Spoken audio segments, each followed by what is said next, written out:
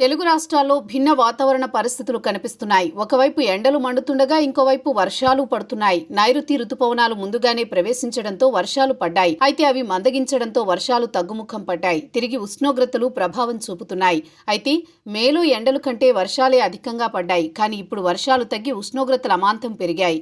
దీంతో తెలుగు రాష్ట్రాలు మండుతున్నాయి. కొన్ని చోట్ల పగటి ఉష్ణోగ్రతలు సాధారణం కంటే 2 నుంచి 4 డిగ్రీలు ఎక్కువగా నమోదవుతున్నాయి. దీంతో ప్రజలకు ఉష్ణతాపం తప్పడం లేదు. ఉదయం 8 గంటల నుంచి భానుడు ప్రతాపం చూపుతున్నాడు. మధ్యాహ్నానికి సెగలు కక్కుతున్నాడు. సాయంత్రం వరకు ఉక్కపోత అధికంగా ఉంటోంది. వృద్ధులు, చిన్నారులు తీవ్ర అసౌకర్యానికి గురవుతున్నారు. సాధారణంగా జూన్ మొదటి వారంలో నైరుతి రుతుపవనాలు దేశంలో ప్రవేశిస్తాయి. కానీ ఈ ఏడాది మాత్రం 8 రోజుల ముందుగానే ప్రవేశించాయి. తెలుగు రాష్ట్రాలకు సైతం వారం రోజులు ముందుగానే తాకాయి. అదే వేగంతో విస్తరించాయి.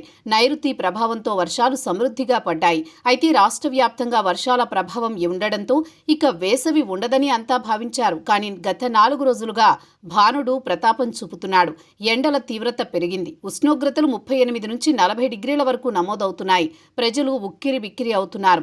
అయితే కొన్ని జిల్లాల్లో మాత్రం సాయంత్రానికి పిడుగులతో కూడిన వర్షాలు కురుస్తుండడం విశేషం. మరికొద్ది రోజుల పాటు ఈ వేడి వాతావరణం కొనసాగుతుందని వాతావరణ శాఖ హెచ్చరికలు ఆందోళన కలిగిస్తోంది. ముఖ్యంగా కోస్తాలో ఇదే పరిస్థితి కొద్ది రోజుల పాటు కొనసాగే అవకాశం ఉంది. కొన్ని చోట్ల 40 డిగ్రీల వరకు ఉష్ణోగ్రతలు నమోదవుతాయని వాతావరణ శాఖ అంచనా వేస్తోంది. నైరుతి రుతుపవనాలు విస్తరించేటప్పుడు మధ్యలో విరామం సర్వసాధారణమని వాతావరణ శాఖ అధికారులు చెబుతున్నారు. ఈ నెల 10 తర్వాత బంగాళాఖాతంలో రుతుపవనాల కదలికలకు అనువుగా వాతావరణం ఏర్పడుతుందని చెబుతున్నారు. 12 నుంచి రుతుపవనాల్లో మళ్లీ కదలిక రావచ్చని అంచనా వేస్తున్నారు.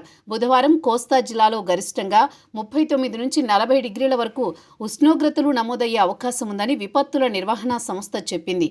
మరోవైపు అన్నమయ్య, చిత్తూరు, తిరుపతి జిల్లాల్లో కొన్ని చోట్ల వర్షాలు పడే అవకాశం ఉందని కూడా చెబుతున్నారు.